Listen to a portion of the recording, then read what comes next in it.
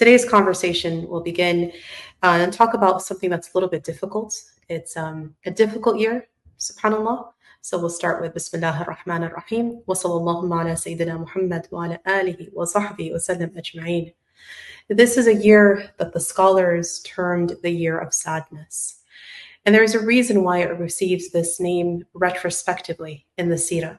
There are multiple incidents that happened to the Prophet ﷺ, one after another, And it is said by the scholars of the seerah, those who capture the Prophet's biography, ﷺ, that this was one of the most painful years of the Prophet's life, and that there was no other time in the seerah in which he was more demoralized than this period, ﷺ.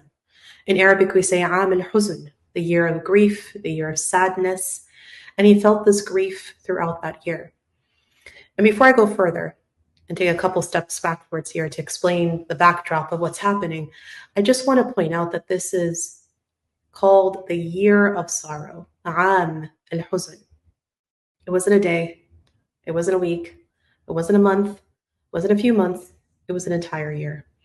And this particular story is very important because so often people say, if you have strong iman and good belief and you pray, then you shouldn't fall into any sort of depressed situation and experience this kind of deep, deep sorrow. But here we see the Prophet, our Prophet, sallallahu alaihi wasallam, khayri khalqillah, the best of all of creation, dealing with some very difficult things. And as a human, the best of all humans, but human nevertheless, experiencing difficulty, sadness, and grief. So what is the backdrop? Let's take a few steps back and orient ourselves to where in the seerah this is taking place. This is technically the second stage of Nubuwwah. Here we have what has just happened was that there were from the Sahaba who went to Abyssinia, and there was an attempt from Quraysh to bring them back, and that failed.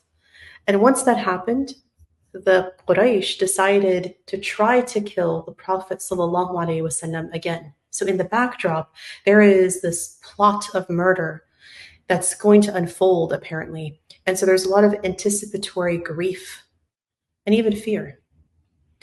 And the Quraysh decided, we're going to put a boycott. We're going to organize an economic boycott against the Muslims. These were the early Muslims. They're very young, there are few, and there's definitely power in numbers, and they didn't have that on their side. And so think about what it means to be in a boycott. We mean no business going in or out, no trade with the Muslims, no travel. They're completely sanctioned all around. They're banned from the markets. They can't even sell their own goods to make any money or buy anybody else's goods. So they are hungry. They are starving. And many of the early Sahaba suffered greatly from this. And this is weighing heavily on the Prophet ﷺ, because you have the worst of Quraysh, like Abu Lahab, for example, who's just hiking up the prices until the Muslims are essentially unable to trade for anything. And every time they try to buy something, Abu Lahab comes and says, I'll pay you multiple times what that was, so that they literally could not buy anything. So they go home empty-handed to their starving children. No food, no clothing. It said that the cries of the children could be heard all night. They were at the point where they were forced to eat leaves and hides of animals. And this sounds so much like Gaza today. Wallahi. The same type of persecution and starvation that we're seeing in their sisters and brothers today. May Allah give them all aid, Ya Rabbi, Ameen.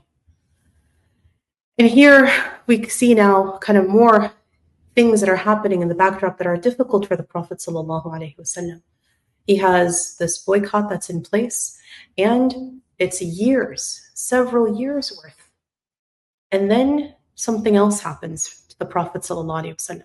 You see, he had an external protector in his uncle, Abu Talib. And Abu Talib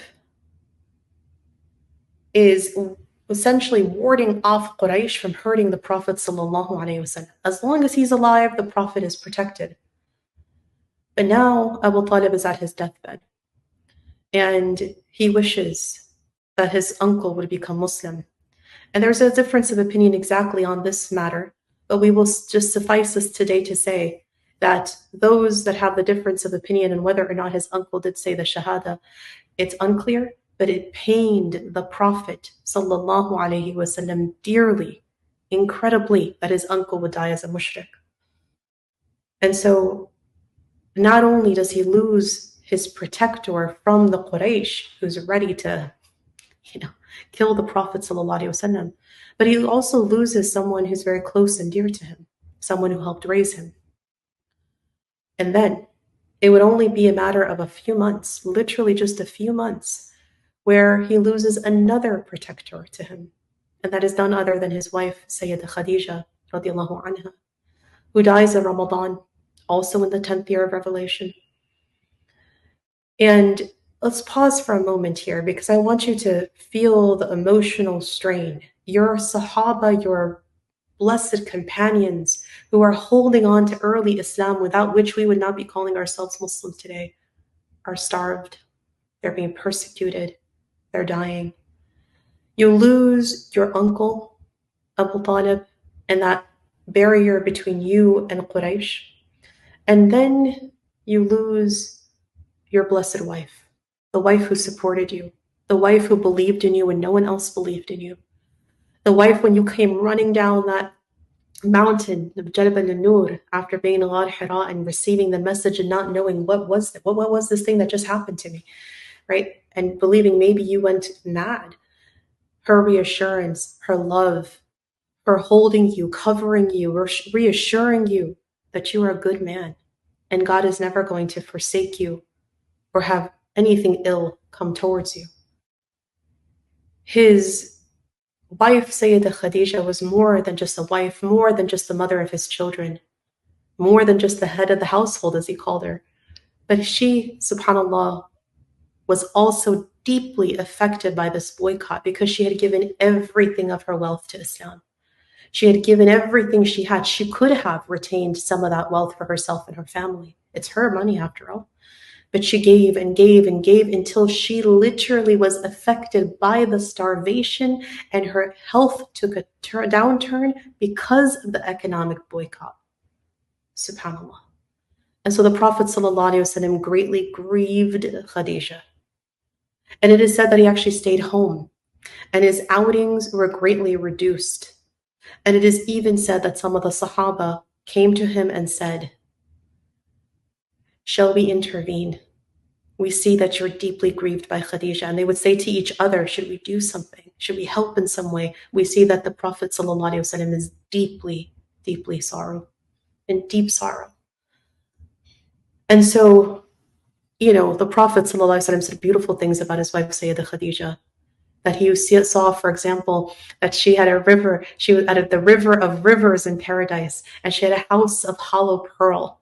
And there was no idle talk or fatigue in this beautiful house in Jannah that she has.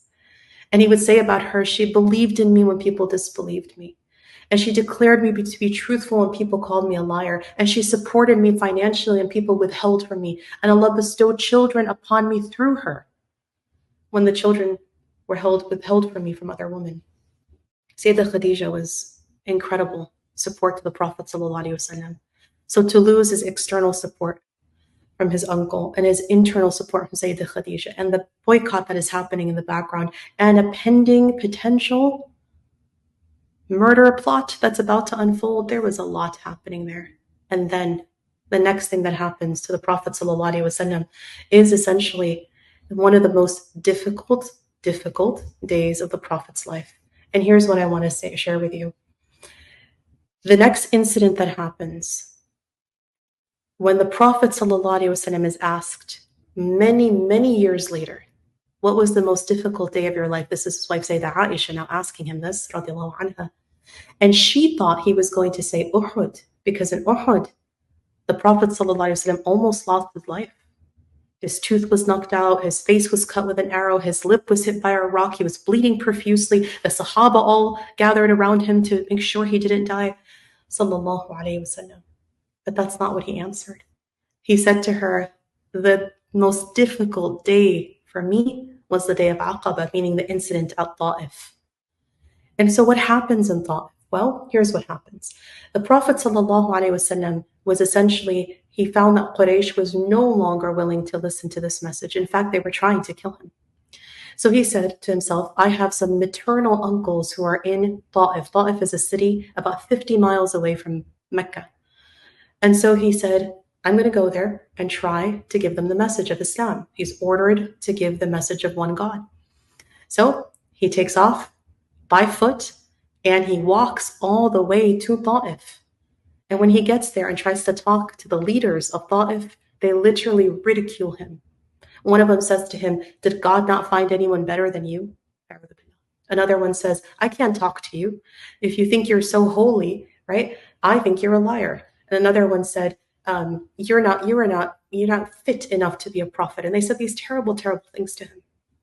And so the prophet said, fine. And he went and talked to the regular people, the people of the town. And the leaders started to see that the people who were gathering around him and kind of listening, they got jealous. They were upset with this. So then they came up with this idea. Let's kick him out of the town. Order literally mobs of people and children to pelt him with rocks. And they would aim at his blessed feet, sallallahu alaihi wasallam, until they bled so much that it said that his blessed feet stuck to his sandals because of how much blood there was. So here he is, sallallahu alaihi wasallam, bloodied, bruised. And he says about himself that I didn't know where I was. You know, when you're in a sense of disorientation, where you're not oriented anymore to where you are because you're just so overwhelmed by something that's happened to you, this humiliation, this disgusting way of treating him, sallallahu alaihi wasallam. He said, I just kept walking and I didn't know where I was going. And eventually he took rest in an empty orchard. He said, I didn't even know where this orchard was and who it belonged to. And it was in this orchard that he makes an important dua. And this dua is where I want to share with you just briefly some of the wording in it because it's so powerful. He says, sallallahu alaihi wasallam, Ya Allah, to you alone I complain of my helplessness, my paucity of resources, my insignificance before mankind. You are the most merciful of the merciful. You are the Lord of the helpless and the weak. My Lord. Into whose hands do you abandon me? Into the hands of an unsympathetic, distant relative who will frown at me? Or to an enemy that has been given control over my affairs? But if your wrath does not befall me, then there's nothing for me to worry about. I seek protection in the light of your countenance, which illuminates the heavens and dispels the darkness, which controls all affairs in this world and the hereafter. May it never be that I incur your wrath. And should you be wrathful of me, there is no power, no resource but yours alone. It's a powerful dua, a powerful dua. And in this period of time, Angel Jibreel appears to the Prophet ﷺ, and he says to him, Ta'if is in an area between two mountains. And he says, I could take these two mountains and crush these people for what they've done for you. But the Prophet ﷺ, being the most merciful human being, says, but what if from their progeny there could be believers in God? And he opts instead for mercy and not violence towards them, not revenge. And he says, one day I hope that Allah will raise amongst their descendants people who worship Allah. Powerful, powerful. And then one more important thing happens here in this part of the story. And this is that as he's sitting here and all of this is occurring in this orchard, the Arabs, even those who didn't like him, they're still generous people. So here he is in some random person's orchard, and the orchard had grapes. Ta'if is known as a different weather climate than Mecca. There's grapes and pomegranates and figs and roses and honey. It's very lush and green, if you've ever visited. And the owner of that orchard sees this man randomly sitting in his orchard. And so he sends his servant to go give him a plate of grapes. And so the servant approaches him, and he was a young Christian man. And he gives the Prophet grapes because this is a guest in the orchard. And so the Prophet, before eating the grapes, he says, Bismillah, in the name of Allah. And Adas, the name of the servant was Adas. And Adas becomes so curious and so surprised. And he actually says to the Prophet ﷺ, I've never heard anyone say these words. So the Prophet asks him, ﷺ, where are you from?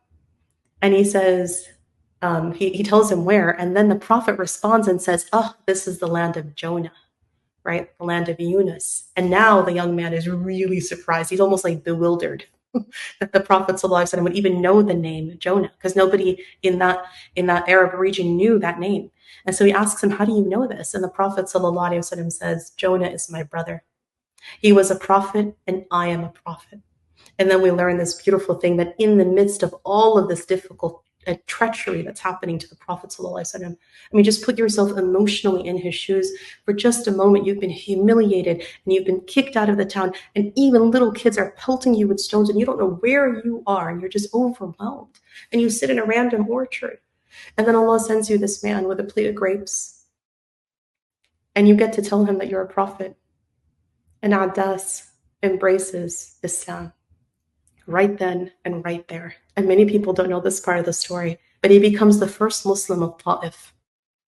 And as we know now, Ta'if becomes a city that eventually all of its descendants become Muslim, and proud Muslims. And it's a gift to the Prophet sallallahu alaihi wasallam, and a reminder to all of us that all these very difficult things that happen, if Allah sends you difficulty, He's also going to send you ease. Inna ma'al usri yusra. And also, that if He sends you trials, He's also going to send you the means to get through the trials. And the very next thing in the seerah that we round the corner right next to is what Sheikh Yasser is going to share with us very soon, because the silver lining here is Addas and his embracing of Islam, and then comes the real opening and ascension for the Prophet sallallahu alaihi wasallam in the Isra wal Ma'raj. So we're looking forward to hearing from Sheikh Yasser about that, inshallah. Barakallahu fikum.